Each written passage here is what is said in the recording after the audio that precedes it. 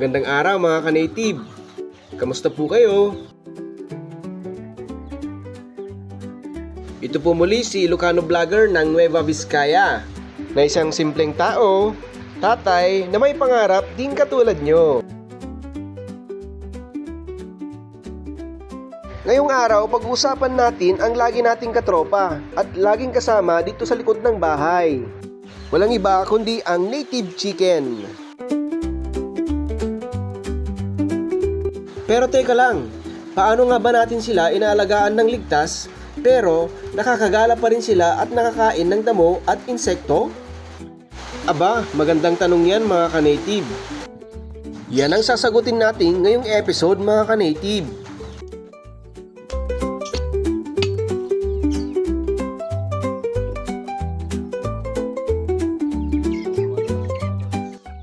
At bago yan mga ka-native, bakit nga ba native chicken ang ating napiling negosyo? Una, matitibay ang resistensya ng native chicken. Bihira silang magkasakit. Pangalawa, masarap ang lasa. Pang adobo, tinola o pang inasal man yan, swak na swak ang native chicken dyan. At higit sa lahat, mataas ang demand sa palengke, sa online, kahit sa mga restaurant, hinahanap-hanap ang native chicken. At ito na rin talaga yung kinagisnan nating ulam mga ka-native. Pero may hamon din mga ka-native. Madalas ang ating mga native chicken ay basta-basta na lang nawawala o di kaya kinakain ng mga predator. Alam na this!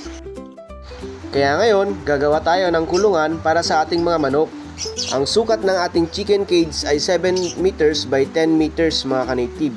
Sapat na para sa mga 30 to 40 native chicken. Sinimulan nga natin dito sa paglalagay ng mga poste. Gumamit pala tayo dito ng ipil mga ka-native. Dahil yan po ang marami dito sa amin.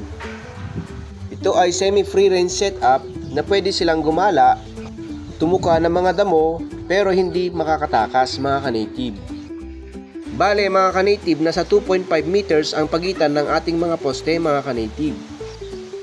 Bale low budget din lang pala ang ating cage mga ka-native. Gumamit tayo mga retasong kawayan dito para sa pang-ipit doon sa baba ng net. Hindi nga rin ganun talaga kamahal ang mga gagamitin natin sa paggawa ng cage. Diskarte lang din talaga ang ating puhunan dito mga ka-native.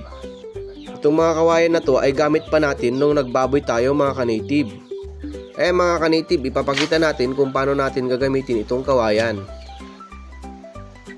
Bali nga, itutusok natin ito sabay yung net mga ka-native para maipit po siya hanggang sa baba at dumikit sa lupa. Gumamit pala tayo dito ng martilyo pang pukpok sa kawayan mga ka-native. Ito nga yung ating ginawa mga ka-native, ganyan lang po. Bali, gumawa rin lang tayo ng pang-ipit dyan at itong patusok, ayan po ang ibabaon natin hanggang maipit po yung ating net mga ka-native.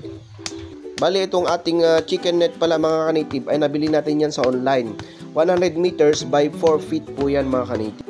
Bali mga ka-native, ganito na po ang itsura pag naipit na po ang net natin sa kawayan mga ka-native. Hindi nga rin po makakalusot ang ating mga manok dyan mga ka-native. At gagawin po natin yan hanggang maipit po natin lahat mga ka-native.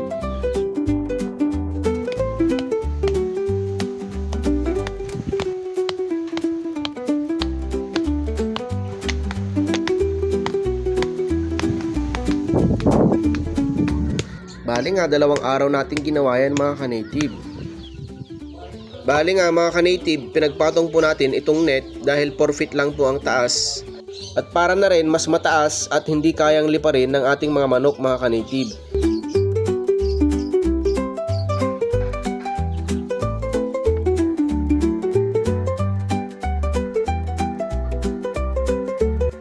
Gumamit din ako dito ng cable tie para idugtong itong ating net.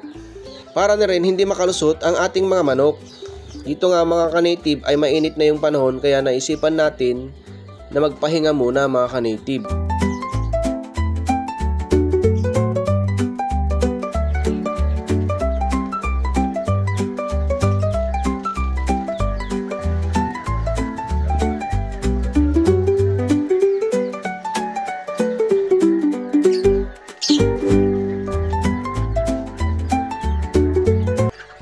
Ito pala yung ating merienda mga ka-native, pang umagahan.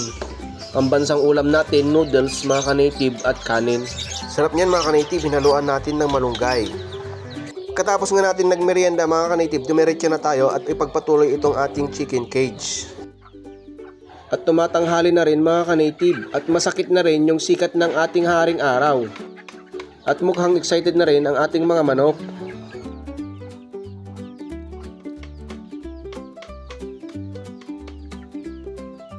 So ayan mga idol, nandito na tayo sa ating kulungan. Ito po yung sinasabi ko mga idol, na medyo masikip na para sa kanila yung ganitong cage.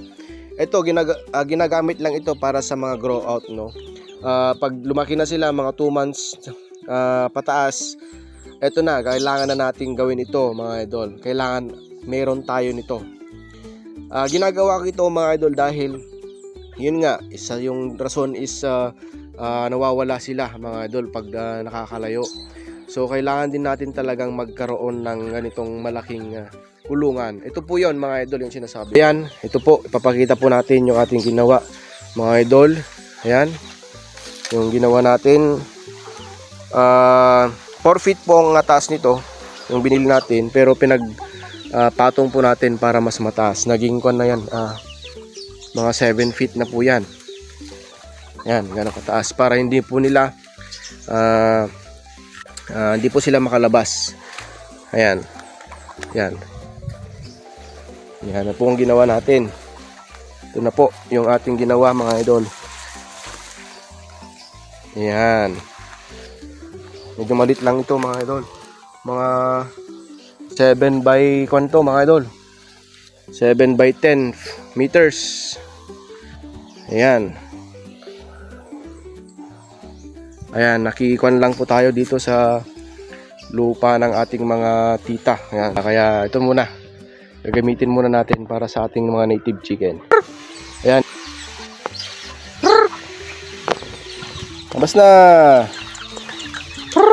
Ayan, sama-sama na sila mga idol. Dami.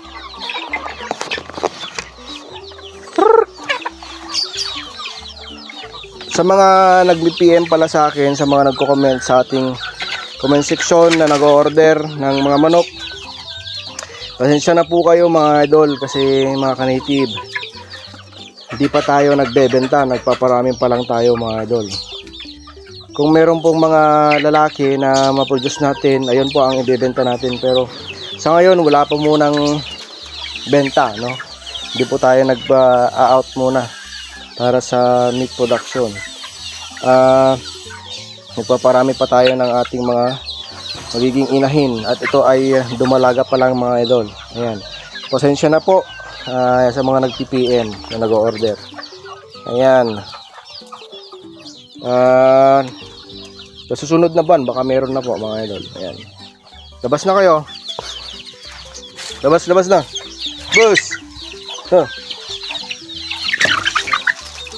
Yan, labas na kayo.